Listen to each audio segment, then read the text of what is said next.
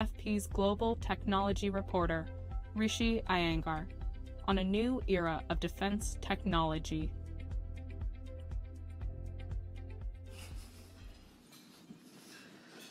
All right. Thank you, everyone, for joining us. Hopefully, you've had or are having lunch. And thank you so much for joining us, Dr. Plumb. It's great to have you here.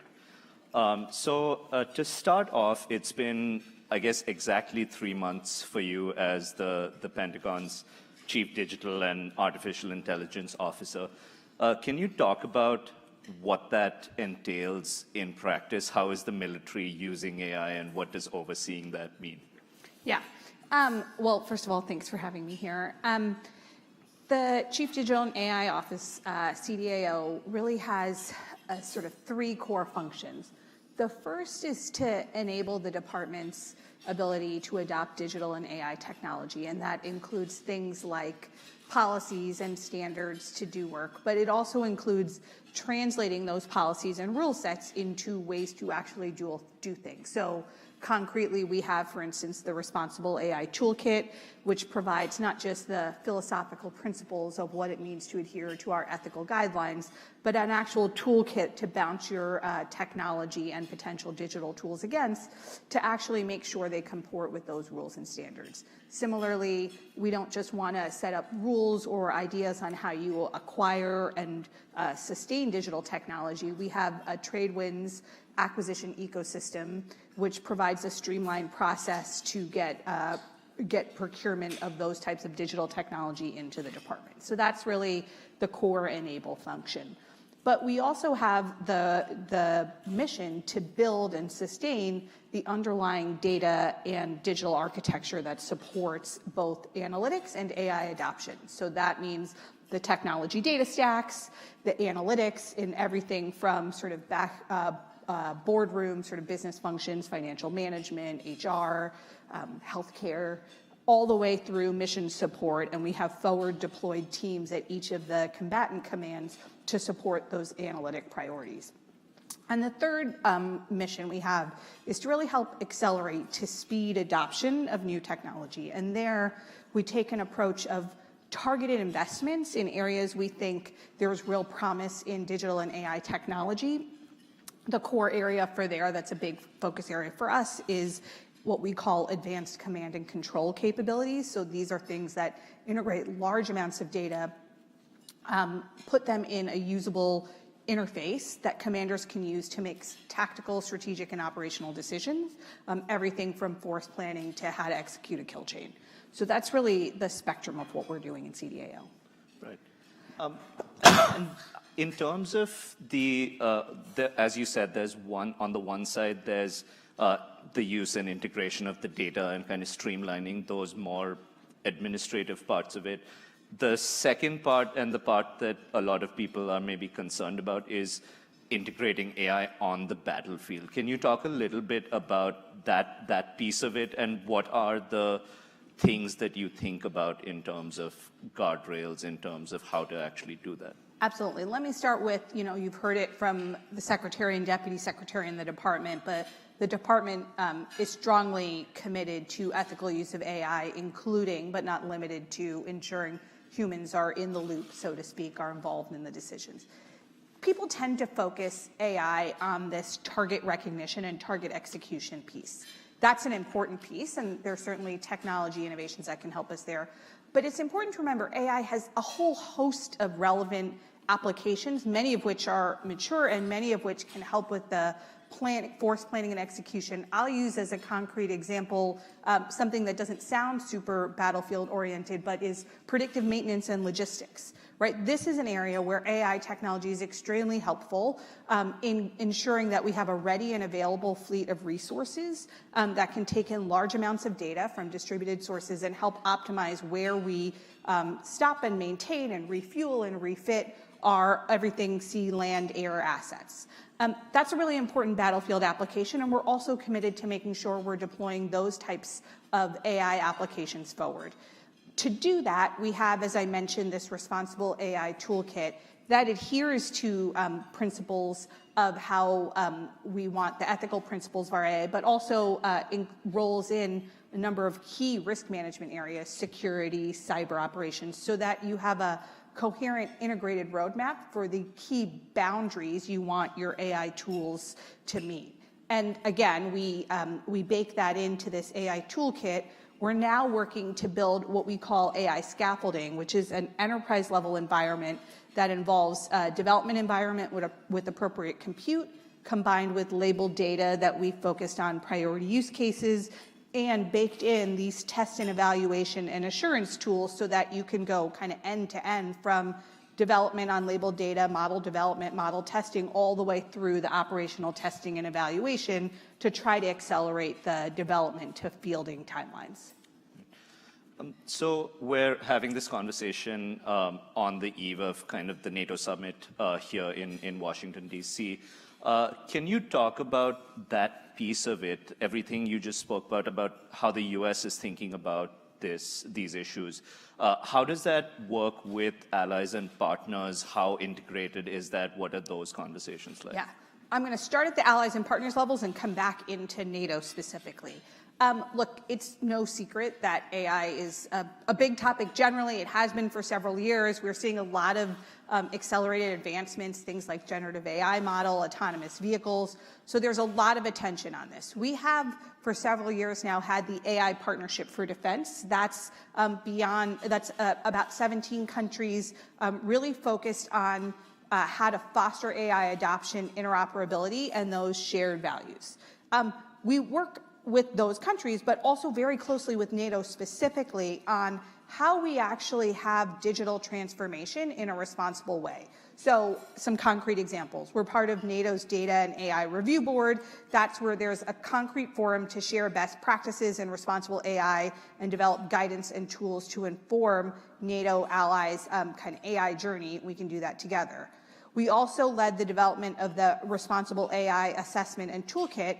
That was based on our own Responsible AI Toolkit that I've just been talking about, and is really focused on how you can adopt and incorporate responsible AI principles and actually test those in the products throughout the AI tool's lifecycle.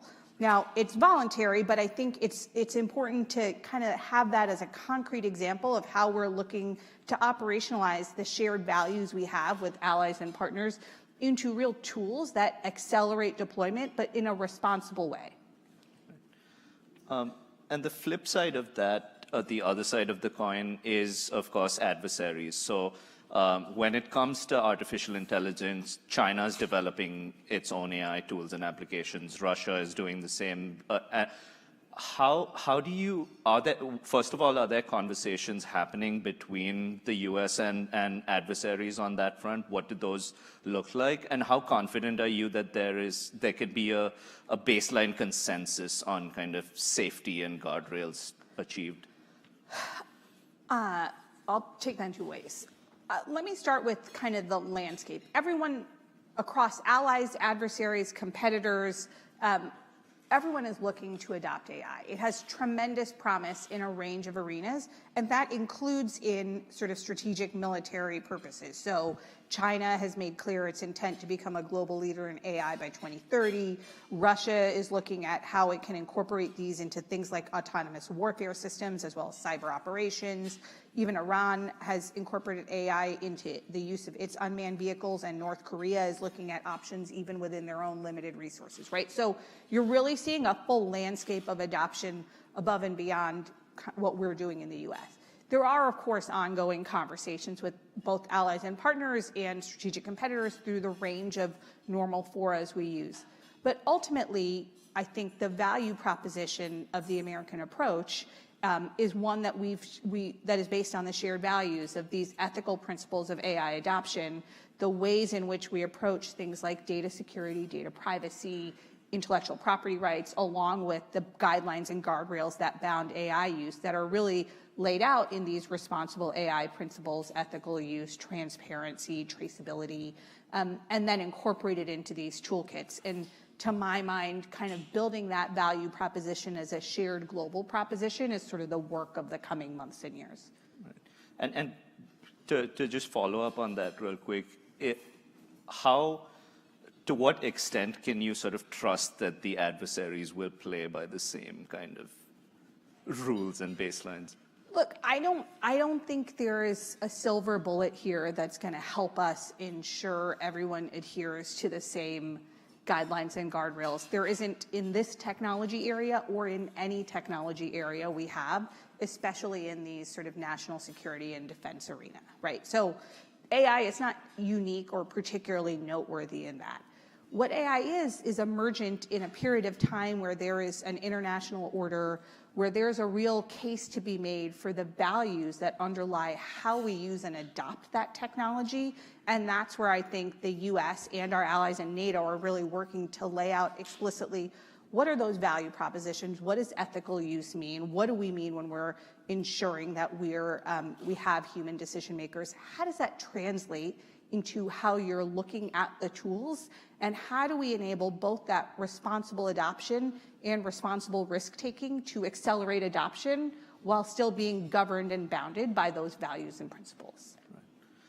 So I want to ask about another piece of this, the dynamic with AI, which is that a lot of the development is being led by the private sector, which is maybe a departure from how the military acquired technology in the past.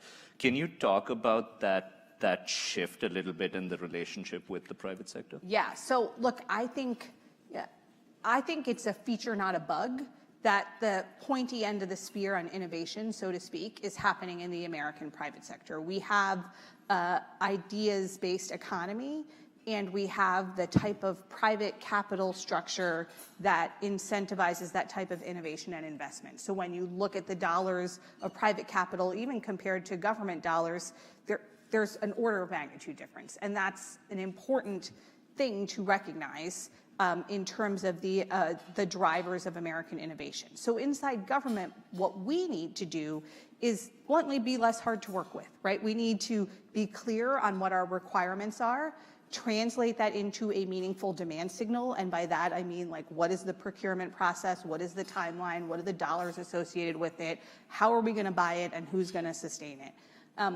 Marching our way through that to make both transparent to industry where are the capability gaps, and let's identify the technology solutions in a marketplace that might meet those technology gaps or capability gaps, and then translate that through the acquisition process into the department. That's the work we're really focused on now. In CDAO, we focus that in the data and digital applications environment through this construct we're calling Open Dagger, which is focused on having a data and application government-owned but interoperable repository that covers both our data infrastructure but also our enterprise-level purchases on applications, so enterprise licenses, and then has a clear model to go out to industry, lay out our requirements, have a process to solicit solutions, have an experimentation series to test those solutions, and then, where appropriate, actually buy those solutions and incorporate that. And we're doing that through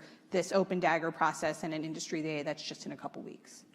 Right. So you spent some time in Silicon Valley before this, and this is a question I like to ask everyone who's sort of at this intersection. But what is the biggest thing or biggest couple of things that you think Silicon Valley and that ecosystem and Washington and this ecosystem that you're now a part of get wrong about each other? I think on the Silicon Valley side, there is a focus on speed and risk-taking that is absolutely appropriate for the private sector. And that's not reckless and that's not wrong, but it is very different than in the government. Inside the government, we have the responsibility and no-fail mission in the Department of Defense on supporting our warfighters, but we also have a responsibility for stewardship of taxpayer dollars and sort of responsible management of that technology. And so some of the slowness, some of the what people call bureaucracy is there to create just that, right? And so I think there's a healthy tension between the models. I think what folks get wrong is that just when when the two different communities are speaking different language, that there are fundamental disagreements. I don't think anyone in the, I will say, for instance, acquisition system or DoD enterprise doesn't feel like there are things that can help us move faster, bring technology in more quickly. We have authorities and we can figure out how to use those processes better, absolutely. But ultimately, I think there is a need and a desire to have a much more ongoing conversation. In CDAO, we just signed a memorandum of agreement with DIU to try to create a clear front door to come in and talk to us about that department's enterprise level requirements for this. It can't be a one-off conversation where you sit across the table, talk at each other, and then see each other again in 2 years. It has to be an ongoing dialogue, and I think that's where the translation and understanding will really come from. Well, a lot to unpack there, and we could keep talking, but unfortunately, that's all the time we have. Dr. Plum, thank you so much, and thank you, everyone, for being here.